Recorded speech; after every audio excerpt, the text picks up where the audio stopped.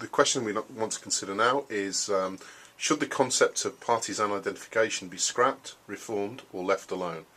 Rob Ford, what do you think?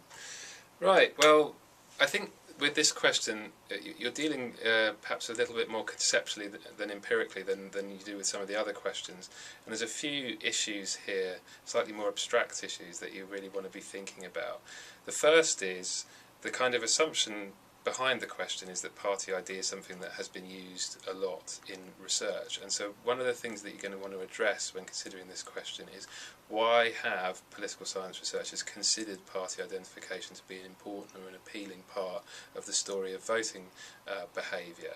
So you want to go into the sort of early literature, the Butler and Stokes literature, some of the American literature that they draw upon to explain why we think identification with a party is an important part of understanding why people vote the way they do. How does this add to the story that we get from demographics or attitudes? So that's number one. Number two, you want to think about how is this concept actually thought about today, and it's important to remember that there are really two broad schools of thought here.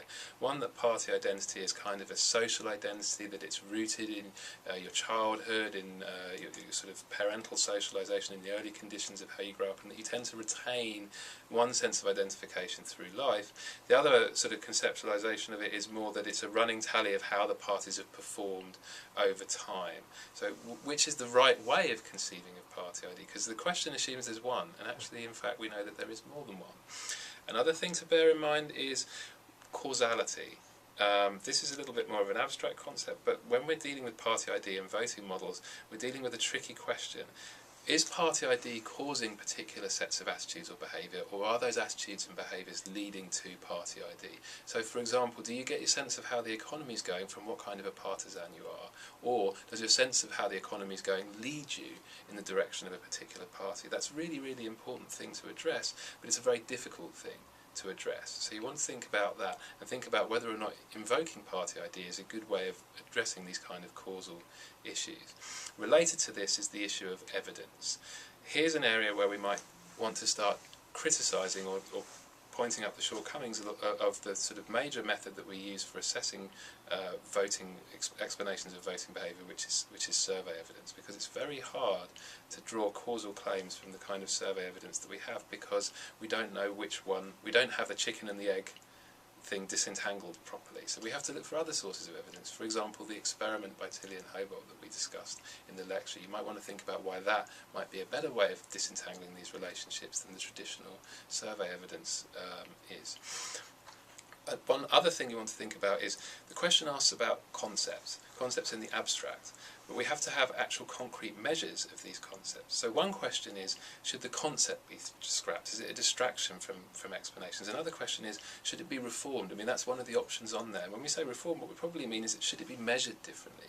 And this is where you want to bring in the literature by John Bartle, which shows that how we go about measuring partisan identity in Britain has a very big effect on what it seems to be doing, and you want to think about that. What does that mean for whether or not party ID is valuable at all, and what does it mean about how we should best go about measuring it? What kind of measure would best get at the theory that we're trying to put into practice by bringing these party ID measures into our vote choice data?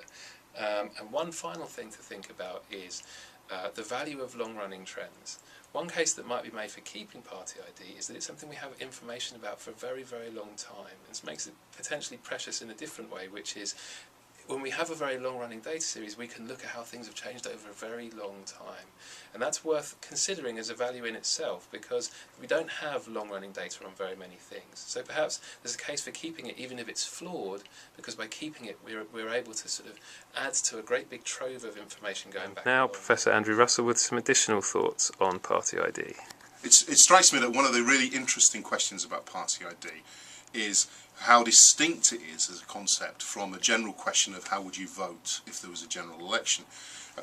The concept, which is born in the 1960s in the United States, has sort of lends itself to an environment where you might have to identify yourself as a voter, as a supporter of a party in order to vote in a primary, for instance. But once it's exported from the US to a place like Britain, it kind of loses some of that initial meaning in the first place. It doesn't really survive the export, and it just becomes kind of who would you typically vote for. And in fact, if you're asking that question in an election study, it might become exactly who do you intend to vote for. And it does strike me as quite an interesting concept that the theory of party ID does tell you that it's not just about voting behaviour, although as soon as it's exported to Britain, critics like David Robertson will tell you that actually it is a measure of voting behaviour, or it's nothing at all. And so therefore, I think at the very heart of partisan ID, there's this kind of insecurity about what it is that it's supposed to be showing and predicting. One of the other issues of party ID is that if we ask the question in different ways, we get different answers. So that perhaps is showing that maybe the concept needs to be refined, and we need to rethink what it is that we're supposed to be measuring in the first place. Party ID is supposed to work like support for a football team. That you might be able to take your support for a particular team and see through it thick and thin. My party, right or wrong, in the political sense. And I suppose if I'm watching a football game where my football team is involved and one of my strikers falls down in the box, I'm relatively convinced always that it's a penalty. And if one of the opponents falls down in the box, I'm relatively convinced it's a dive and therefore not a penalty. And you can see party ID as that type of adherence to a kind of loyal kind of base. That if I'm a Labour supporter, I will look at the pronouncements of Labour on the economy and think that it's a kind of that Britain was in part of a world recession, that Labour were managing as well as they could. If I'm not a Labour supporter, I might take that prejudice and say, well, actually, it was Labour that caused the economic strife post 2008. Great.